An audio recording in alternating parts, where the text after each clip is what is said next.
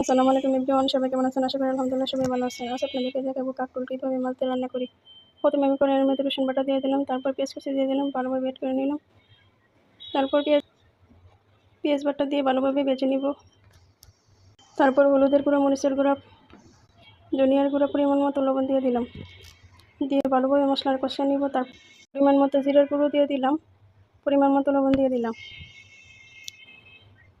তারপর কাঁকরোলগুলো দিয়ে ভালোভাবে বেট করে নিব।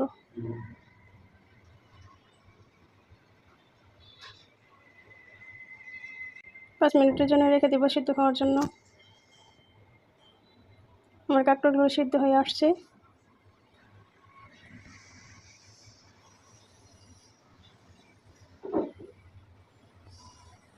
তারপর পানি দিয়ে দিলাম, তারপর কাঁচামরিচ দিয়ে ভালোভাবে বেট করে নিব।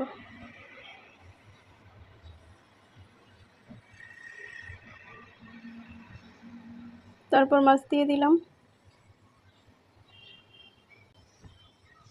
তারপর ধনিয়া পাতা দিয়ে দিলাম। হয়ে গেছে আমার কাঁকরোল মাছ রেসিপি। ভালো লাগলে অবশ্যই পাশে থাকবেন। আসসালামু আলাইকুম।